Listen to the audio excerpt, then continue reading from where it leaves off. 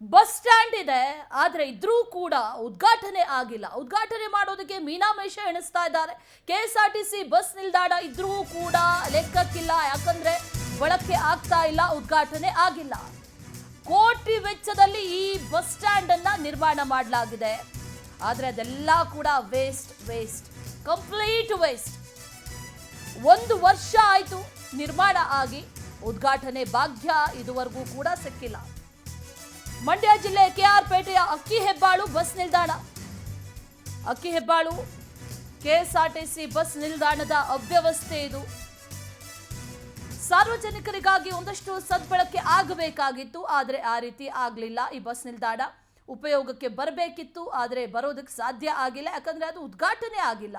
ಅಕ್ಕಪಕ್ಕದವರು ಕಸದ ರಾಶಿಯನ್ನ ತಂದು ಹಾಕ್ತಾರೆ, ಉದ್ಘಾಟನೆ ಯಾವಾಗ ಆಗುತ್ತೆ ಅಂತ ಅಲ್ಲಿರುವಂತಹ ಗ್ರಾಮಸ್ಥರು ಕೇಳ್ತಾ ಇದ್ದಾರೆ.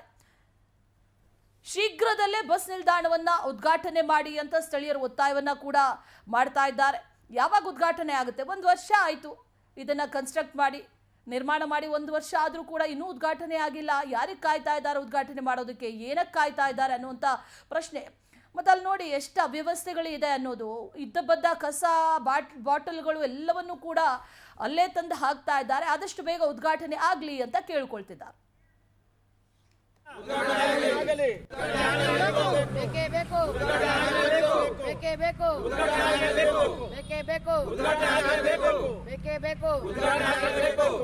ಬಸ್ ನಿಲ್ದಾಣ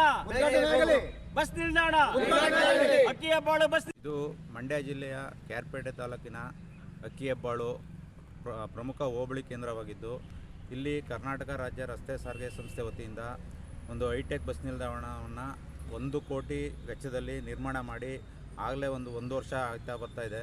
ಆದರೂ ಇನ್ನೂ ಉದ್ಘಾಟನೆ ಭಾಗ್ಯ ಇಲ್ಲ. ಇಲ್ಲಿ ಬಸ್ಗಳು KR ಬೇರೆ ಬೇಕಾದಷ್ಟು ಓಡಾಡ್ತವೆ. ಸಾವಿರಾರು ಜನ ಪ್ರಯಾಣ ಮಾಡ್ತಾರೆ ದಿನ. ಅವರೆಲ್ಲ ಬಿಸಿಲಲ್ಲಿ, ಮಳೆಯಲ್ಲಿ, ಚಳಿಲಿ ನಡ್ಕೊಂಗಿದೆ. ಇಷ್ಟೊಂದು ಒಳ್ಳೆ ಬಸ್ ನಿಲ್ದಾಣ ಕಟ್ಟಿದ್ರೂ ಕೂಡ ಉಸ್ತುವಾರಿ ಸಚಿವರಾಗಲಿ, ನಮ್ಮ ಕ್ಷೇತ್ರದ MLA ಅವರಲ್ಲಿ ತಲೆ ಕೆಡಿಸ್ಕೊಳ್ಳೋದೇನೋ ಪಾಳು ಬಿದ್ದು ಇಲ್ಲಿ ರಾತ್ರಿ ಹೊತ್ತು ಅನೈತಿಕ ಚಟುವಟಿಕೆಗಳು ನಡೆಯೋಕ್ಕೆ 3 ದಶಕಗಳಿಂದನೂ ಸಾರ್ವಜನಿಕರಿಗೆ ಒಂದು ವ್ಯವಸ್ಥಿತ ಬಸ್ ನಿಲ್ದಾಣ ಇಲ್ಲದೇ ಕೊಡ್ತಾ ಇದೆ. ಸಾರ್ವಜನಿಕರ ಶಾಪ ಕೂಡ ಎಲ್ಲ ಚುನಾಯಿತ ಪ್ರತಿನಿಧಿಗಳಿಗಿದೆ. ಆ ನಿಟ್ಟಿನಲ್ಲಿ ನಾವು ಕಳೆದ 2 ವರ್ಷಗಳ ಹಿಂದೆ KSRTC ಅಕ್ಕಿಹೆಬ್ಬಾಳಿನಲ್ಲಿ ಒಂದು ಬಸ್ ನಿಲ್ದಾಣ ಮಾಡಿದೆ. ಆದರೆ ಅದು ಸೇವೆಗೆ ಲಭ್ಯವಿಲ್ಲದೆ ಅನೈತಿಕ ಚಟುವಟಿಕೆಗಳ ತಾಣವಾಗಿ ಈಗ ಮಾರ್ಪಾಡಾಗಿದೆ.